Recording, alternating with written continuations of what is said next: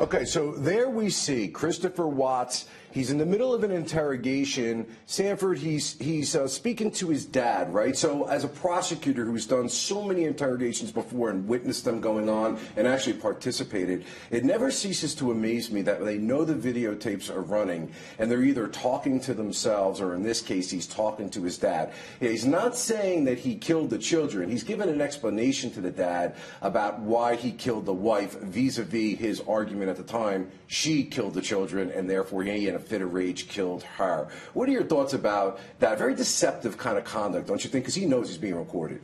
Well, he's trying to sell a story that obviously is not true, because ultimately he pled guilty to the killing of all three, which is just horrible, beyond belief. The attempt here to cover up the killing of the children by claiming the wife did it is him trying to do exactly what he intended to do from the beginning, and that is not take the blame for what he did, namely kill those children. Yeah, Sanford, you've been around the block. I have as well, as a homicide prosecutor for many, many years and doing criminal defense work, and I've been asking all my guests the same question. My dad's 86 years old. He's still a practicing attorney. And I'm curious to people that are in the business, do you see these kind of crimes and the gratuitousness, the violence of them, the fact that it's not just enough to kill your wife, but you kill your children too? Do you see it worse, or do we just see it as worse now because we have more ability to be able to be in the media and social media and we see more of these cases? What do you think? I think perhaps we see more of it, but I was involved recently in a case that just blew my mind. I had a client who was a plaintiff in a police brutality case, $1.2 million verdict against the NYPD in that case. A year later, she jumps out of a window of a hotel holding her son, killing both of them. It's beyond belief what's going on. The explanation, there is no explanation. Yeah. I think perhaps it's mental illness.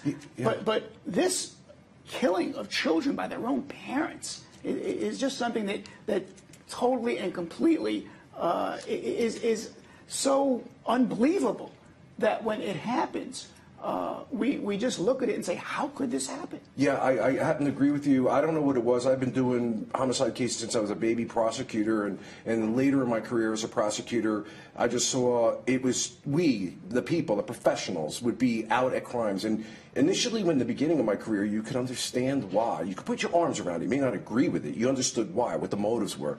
Later in life, it just seemed to be really something that you just would shake your head and say, wow, what is happening? It could be mental illness, could be addiction, combination, violence in society, who knows? Let's go back to another clip, though, of Christopher Watts while he's speaking to his father and being interviewed by the police, which we know right now was all a fraud and deception.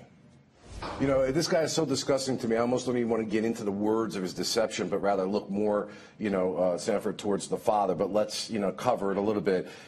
Basically he goes, she was blue. They were my babies, talking about his babies as to why he freaked out. This is a complete and utter lie. But look at that video, Sanford, of dad. The collateral consequences. This father, his father, who loves his son who did a terrible thing by the father's estimation right there, also lost his daughter-in-law and lost his pregnant daughter-in-law and lost his two beautiful grandchildren. Can you imagine what that poor man is going through in his head? Beyond belief. It's absolutely beyond belief what he must be going through. But also, when you try to look into the mind of this killer, how could somebody do this? How could someone do something so terrible? Killing the wife, killing his own children.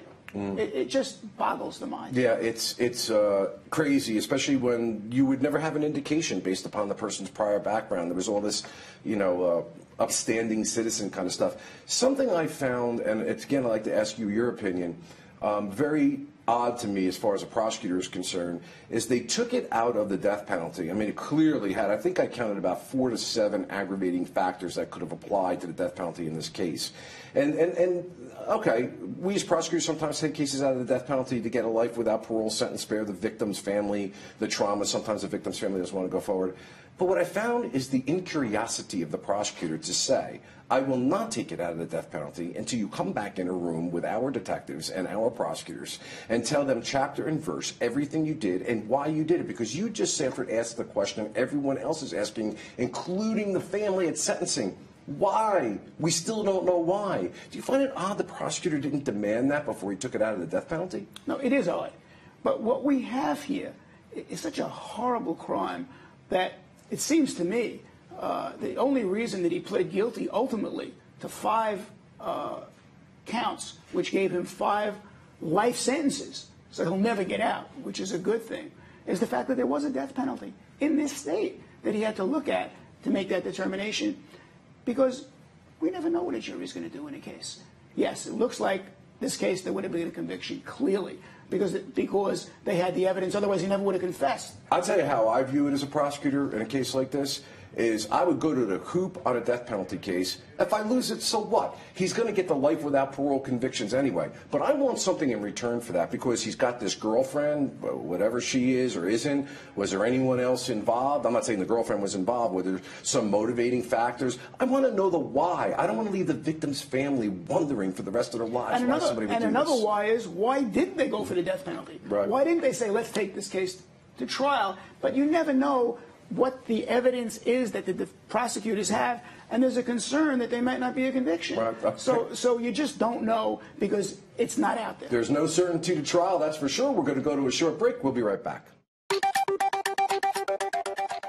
Well, that's Christopher Watts casually marking up a photograph as to where he dumped his wife and his 2 babies in Sanford, wrapped in blankets, having been choked and strangled. He puts them in a vats of oil and water. We talked a little bit about this before. Okay, you can't wrap your arms around the idea you kill your kids, but the manner in which you dispose them like they're trash. Look, this man is as sick as you could be. So it just fits with the sickness. At the end of the day, he will never get out of jail, and that's a good thing. Yeah, amen to that. Let's listen to some more Christopher Watts as he deceptively goes about blaming his wife for his horrific actions. All right, he's done. Anyway, listen, Sanford, I want to thank you for the time that you gave us, a little extra time than you were scheduled for. It was a pleasure to meet you, because you are a civil rights icon, and I've had some amazing cases, so thank you for being on. And ladies and gentlemen, please, at 12:30, from 12:30 to 1, we have a very special interview here with Allison Tevlin. She's the mom for Brendan Tevlin, who is the first domestic terrorist case in the state of New Jersey, where, well, hold on there, Sanford, you can't run too quick. You got to be fast, but not that fast. Yeah, I know, you know. But anyway, first terrorist case in the state of New Jersey, and she's given us an exclusive interview. Allison's a great lady, as is the entire family, and I'm really looking forward to that. We'll be right back.